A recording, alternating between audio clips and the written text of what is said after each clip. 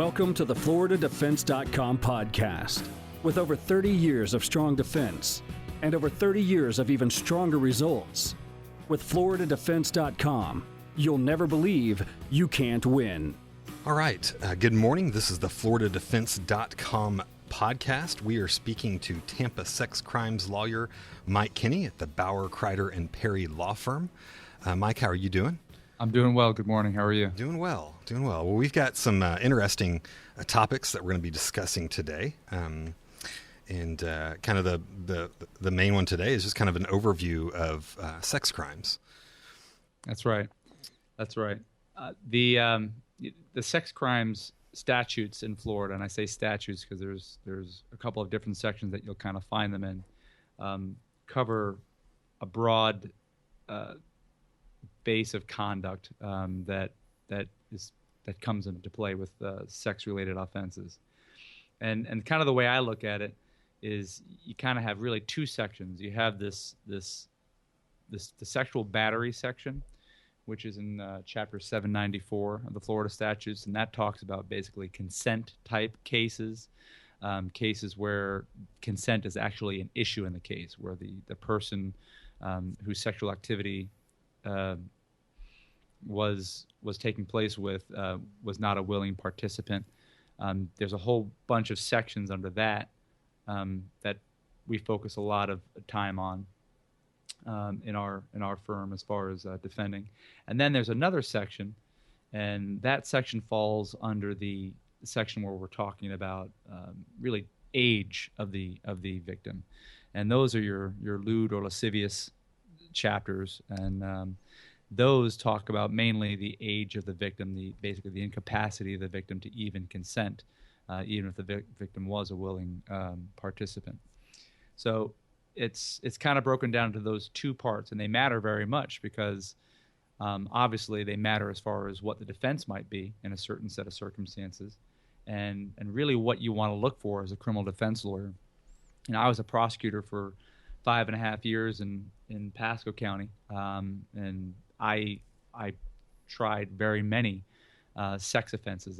It's one of the main investigations that I did on a regular basis was involving sex crimes once a week, and I can tell you that those two crimes are kind of handled differently. The consent-oriented crimes, there's a lot of focus on how the state might prove that the victim was not a willing participant, that the victim did not consent, and there's a lot of evidence that the state might point to. But when you start talking about sex offenses involving minor victims like children, consent really isn't even a question or an issue. So, for instance, the age of consent to have basically sex in Florida is 16. So anytime you have a case involving anyone under the age of 16, there could be a 15-year-old and somebody older in school, maybe 17 or 18 in school.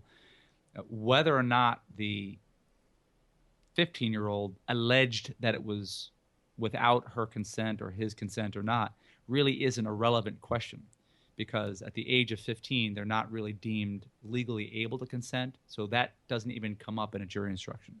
All that has to be proven in a case involving someone under the age of 16 is that the act actually occurred. Whereas when you have a case involving two consenting adults, or shouldn't say consenting adults, but two adults, two 18-year-olds or even two 17-year-olds, you have to prove not only did the act happen, but you have to show the lack of consent on the purported victim in the case. Mike, I wanted to kind of mention something there. And you mentioned you were prosecution in Pasco County, correct? Yes. Okay. Yes. And so you kind of worked the other side of the bench, and now you're working the defense side. That's why I like hearing your perspective on these things. Sure. What you mentioned that there's certain evidence that the state would look at in a conviction, correct? Yes. What were some of the things, and I know that you're working as a defense now, but what were some of the things that you were commonly looking for as a prosecutor? Well, I guess it depends on what kind of case you're looking at. If you're looking at a case involving two adults, What you look at is the relationship between the two parties. Okay. What was involved leading up to that relationship, whether or not there was any physical force used in the sexual activity that happened. It's not just that a victim would come in and say, I didn't consent to this. That obviously carries a lot of weight. But as prosecutors, we also realize that we have to prove cases. So we have to look for certain evidence that might suggest or might prove beyond a reasonable doubt to the jury that the case is exactly what we say it is. So the dynamic of the relationship, obviously a relationship where there's a couple that knows each other for a long period of time is a little bit different than two strangers and someone alleges that they were sexually battered as they were jogging in a park. Obviously that's going to be a case that's going to have a lot more, I would say, a lot more of an impact on a jury because there's two people who don't even know each other, never met each other. And the jury might be a little bit more likely to be convinced that this was a situation that was non-consensual versus a situation, for instance, where you have a husband and a wife. A husband and wife have been married for several years. In the state of Florida, they don't talk about the relationship being an issue to consent. All it talks about is that sexual activity happened without the other person's consent. So a husband can be convicted of raping his wife and vice versa in the state of Florida. Oh, wow. Okay. So you kind of basically put it into two different categories, the consent and then the age and vulnerability for the most part. Yes. I think that you'll find that the statutes go on. Unfortunately, there's a number of different ways, especially in this new world that we live in where computers are involved. There's a number of different ways people can exploit other folks. And so the statutes kind of go on and on and on to capture every particular scenario that can be envisioned. But there's the consent type statutes, which are basically the sexual battery statutes. The sexual battery in Florida is basically what people might understand as rape. We don't have a rape charge. It's called sexual battery.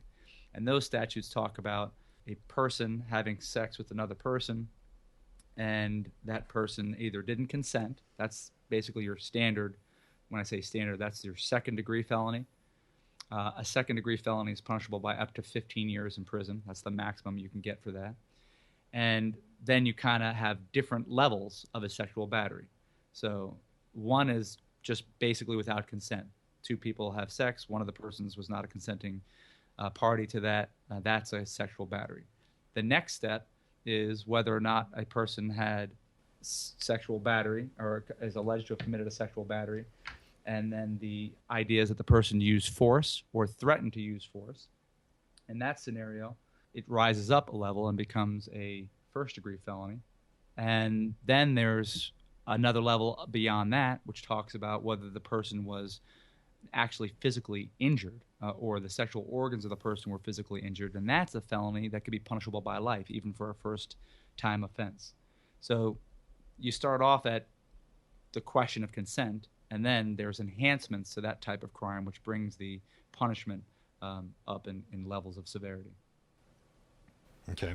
One thing I wanted to ask on the age and vulnerability area, and you mentioned, just kind of if they're coherent enough to consent or not consent. Is that's something that you always look at as, whether alcohol was involved, drug use, that type of stuff? Well, sure. That, believe it or not, can fall into just a regular sexual battery scenario. Okay. As far as the alcohol involvement, anyway, any of that, consent is the question. So anytime a person alleges that he or she did not consent to the sexual endeavor, the issue is, whether or not they were of sound mind to give consent, or whether they were actually forced to do it, whether they were threatened with force to do it. So a person could be absolutely under the influence, so inebriated that they don't really recall the events that took place. And there's an argument that was specifically an endeavor that, a sexual experience that did not involve consent, did not have consent from one of the parties. There have been plenty of cases that I had as a prosecutor where there are individuals at a party and one of the people passes out. And when that one person passes out, the other person still engaged in sexual intercourse, and that would qualify as a sexual battery. The statute actually specifically talks about cases where, obviously we've heard the term, roofied before. The statute specifically talks about a sexual battery would be a situation where a person engaged in sexual activity with another person when the person committing the act knew either by himself or knew that someone else administered an intoxicating drug or something that would sedate the other individual. And that has come up a lot in prosecution. Anything else, Mike? I know we've got a few more things we're going to cover in the Sure. next few podcasts, but well, yeah, the interesting thing about the, if you want to talk about that, the cases where you have people being drugged, the interesting thing is the most common date rape type drugs that have been used they're used because they're very quick to be basically effective or work. Well, not necessarily effective or work, but your body processes them very quickly. Okay. So within 24 hours, whatever that person was administered isn't going to be there. Okay. So a lot of times the people don't even really realize what happened. The people being the victims don't even realize what happened until later. Don't even, they're curious how they even found themselves in such a situation. And by 2 or 3 days later, it's just too late to even test for the presence of the intoxicating substance.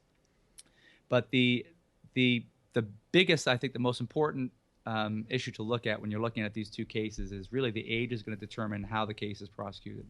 Because if the victim is under the age of consent, meaning the victim is under 15, the prosecutor really, I wouldn't expect him or her to even concern himself with the consent aspect, meaning to prove that it was a non-consensual endeavor, because it doesn't matter. It's not a relevant question. It doesn't tend to prove or disprove anything that would be at issue in the trial. So all that has to be proven is that the act occurred, and that's a lot. I don't want to say easier, but it's one less thing that the prosecutor has to do versus a case where you have two adults. I'm going to stop you there, Mike, and we'll pick up in the next podcast. All right. All right. You've been listening to Mike Kinney, Tampa sex crimes lawyer at Bauer, Crider, and Perry, and you've been listening to the FloridaDefense.com podcast. Thank you for listening to the FloridaDefense.com podcast. Our firm has over 130 years of combined legal defense experience. Strong defense, stronger results. Consultations are free. Visit FloridaDefense.com today.